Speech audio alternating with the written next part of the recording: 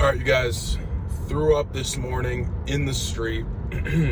We're on a blitz. I wake up, feel like crap. I don't know what's going on. So I just leave the hotel because I'm with Hunter, one of our top sales guys. So I didn't want to wake him up or whatever. So I just went outside, threw up in the street. And so yeah, but hey, we keep moving. I don't know why. I think I might have got food poisoning the night before from these Publix chicken wings, but I'm not sure. It might also be that I drank too much water, believe it or not, because all I did was throw up water, and I was drinking a lot of water. So I don't know. But anyway, I woke up with like this migraine above my eye. I'm like, what the heck? And I just got sick and threw up. But it doesn't matter. We got work to do today. So what I'm doing, I'm driving back to Tampa. I've got a proposal to make for a personal network deal that I want to close. And also I got to call a bunch of potential recruits. I told a couple that I would call them tomorrow because I got sick and I thought I was going to be sick all day. But as soon as I threw up, I felt all right. So I might try to get them back on the line. But I still have 4 people I got to call right now. So this is a daily thing that I do. We're recruiting every day and then also selling every day. I really have like 3 core jobs, which is to sell, train, and recruit. And if I can do all 3 of those things extremely well, then the company grows. If I don't, the company doesn't grow. They're all important. And I think of it like, if you guys have ever played like a video game, like Grand Theft Auto, because a lot of people have played it. You know how your character has like stamina stats and like shooting stats and driving and flying? You can improve those stats. I think of life in this exact same way. You got to look at like what is important to you. Listen, if you're an athlete, then a lot of those stats are going to be the same. Stamina, speed, strength, right? But a lot of us are not athletes, or we're past that age where we can be athletes. We're business people, if you're watching this video. So your stats are probably, recruiting or sales or influence. That's a huge one, influence. These things, like, even you can think of like, how good am I at social media? That's another one. How good am I at whatever? You have to look at what's going to help you in 10 years from now, having this skill built up to like a master class level. Like, if you guys have ever been to like even like a concert, if you've been to a concert where, I'm not talking about like some country singer or some rapper, I'm talking about like someone that's playing an instrument and they are world class at that instrument. You can tell they've been playing that instrument for over a decade every single day, and they're a master. So if you can master these specific stats that you're gonna need in even 10 years from now, having that long-term view, dude, business, life, everything is just gonna be so easy for you compared to everyone else. Because like, as they're just starting, because they're getting out of school, or they're just picking up this business on the side, and they're just now starting to work on, how good am I at sales, how good am I at influence, at leadership, at whatever. You've been working on it for 10 years because you knew there's a really high likelihood I'm gonna need this skill for the rest of my business career. So I think of it that way, right? Like, okay, how can I get better at the key points? And for me, it's sales, training, and recruiting. And then there's also other things like leadership, influence. I try to be good at social media because I know if looking 10 years down the road, odds are, unless I hit the lottery, these skills are going to be something that I need. They're going to be something that I use on a daily basis, no matter what business I'm building, no matter what product I'm selling, no matter what type of group of people I'm leading. These are skills I'm going to need. They're evergreen skills. So why not start working on them now, every day? Little like 1% improvements every day. So you think of that Grand Theft Auto thing, it's like, I want all those bars to be full as quickly as possible and become a master at all those things.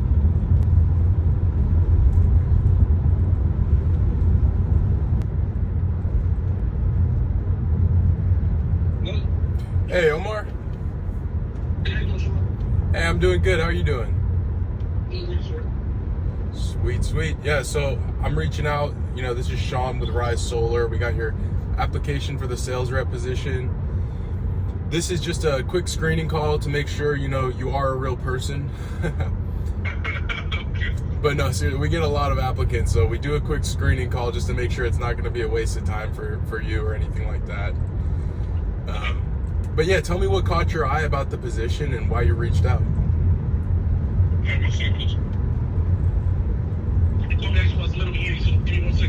Yeah, no problem. So I've been in the car business for almost 20 years.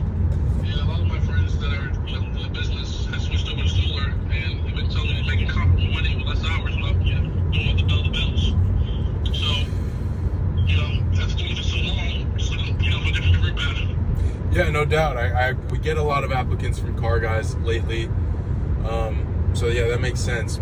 I want to tell you that the reason for this call is I want to explain to you kind of what we do real quick, because it's a little bit different than other companies, and it's not a good fit for everybody, So, yeah. So number one is we're straight commission. So you eat what you kill. I'm sure you're used to that as a car guy, car That's how you pay now.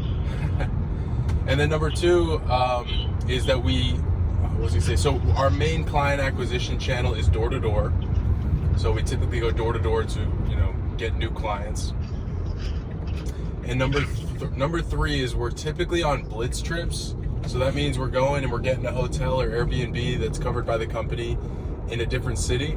Because that's what makes us different, is we stay out of the saturated areas and we go into the unsaturated areas. Gotcha.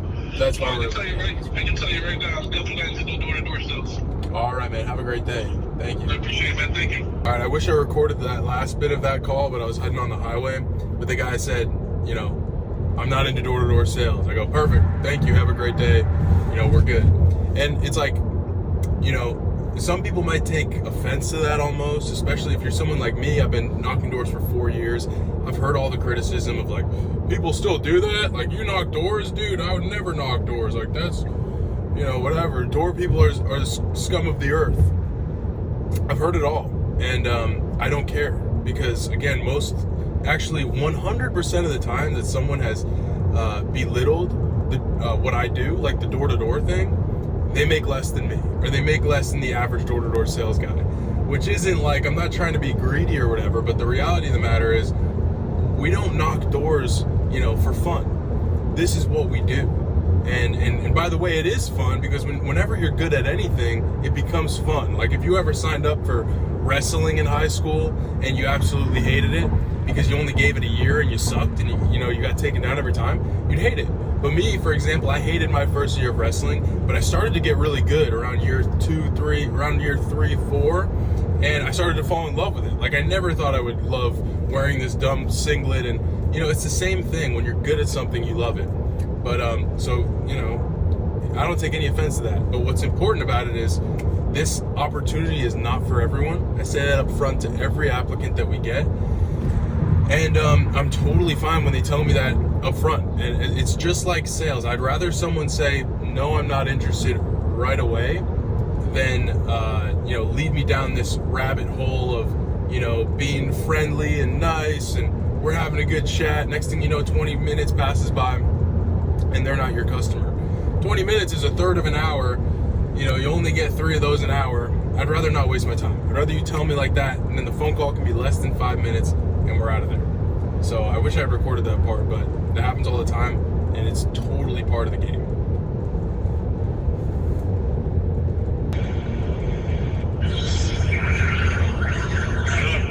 Hi, Giancarlos.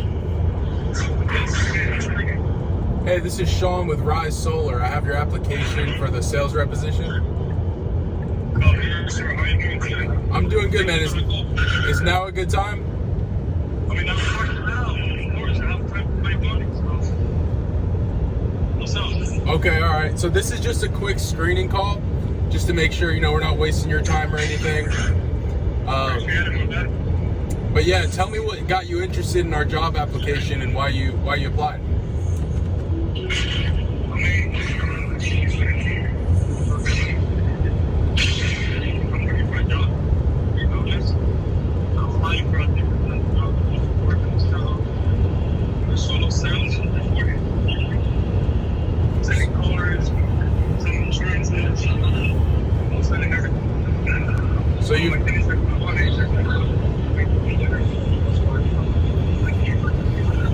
can't hear you that well, but you said you've done solar sales before? Yesterday. Okay, awesome. How did that work out for you?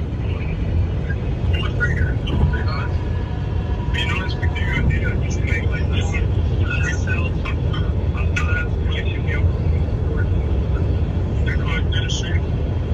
They must make you one right there. Then someone gets it. Okay, cool. So, just a couple things about us that make us different. I want to tell you up front because it's not a good fit for everybody. But number one is we're straight commission. Number two is we go door to door. So our main client acquisition channel is door to door. And number three is we're typically on blitz trips. So, you know, we're getting a company covered hotel or Airbnb every week. And we're going out to a different city to go and sell.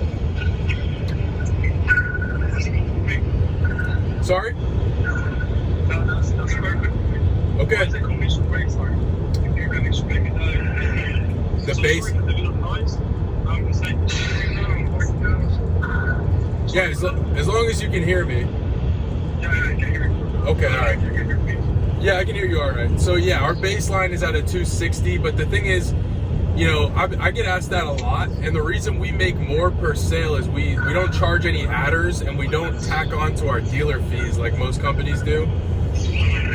So yeah, the red line is less significant than it used to be in this industry because a lot of dealers and installers are tacking on dealer fees and a lot of adders to make more money. We've stripped down the adders to basically nothing, so that's why we make more on our deals. Yeah. It really depends, Giancarlos, where you are. In Tampa, we can do an install in about a week, but in most counties in Florida can be like 3 to 4 weeks. Yeah, all depending on the county.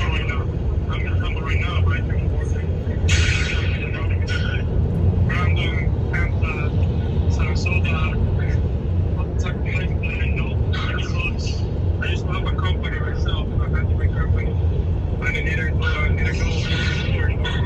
find sell some services, like recommendations inside, like houses. So I need to go, knock some doors and take somebody deep. Yeah, for sure. Yeah, like I said, we stay out of Tampa because it's pretty saturated, and we'll go get a hotel or Airbnb.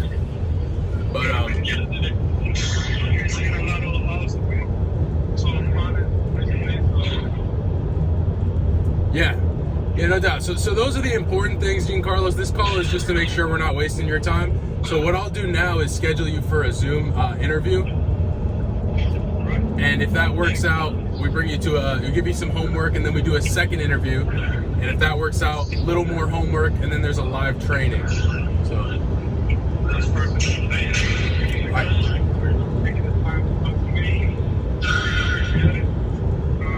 Send me all the information on this. I want to make money, so you've been telling me that I can make a lot of money there.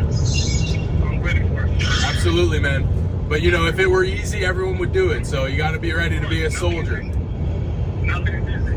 Absolutely. Nothing is easy. Everything comes with a lot of work and a hard mentality. I love it. I know that for sure. I love it, man. Can you give me your email real quick? Yes, of course.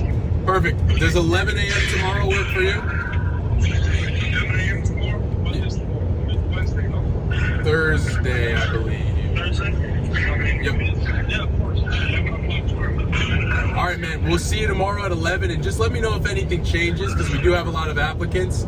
So but just let me know if anything changes. If not, I'll see you tomorrow at 11. All right? Okay, that's all right. Thank you for telling me that. Thanks for being straight up with me. I'm really gonna be the same thing for you, right? Yeah. Nope. Yeah, see you tomorrow at 11. Something changed, I'll give you a call. Perfect. Thank you, Giancarlo. We'll see you tomorrow at 11. Have a good workout, buddy. Thanks, sir. Bye-bye. Right safe. Yep. Thank you. See you. And that's how it's done. So we had 3 applicants for today. Usually it's more like 5 or 6. One of them says, no, I don't do door-to-door. One of them doesn't answer. And then one of them answers and ends up, hitting all of our main qualification points, which I always tell them, you might have heard it on the call, but 1, we're straight commission. 2 is we're door-to-door. And 3 is we usually do blitzes, so we're out of town all week in a hotel or Airbnb, because that's not a good fit for a lot of people, understandably. You know, like if you got kids or a family or whatever. So that's what we're trying to find out in that call. Usually I ask about, do you have a car? Do you have transportation that's reliable? Do you have some savings saved up? Which, be quiet, because I don't think you're allowed to technically ask that.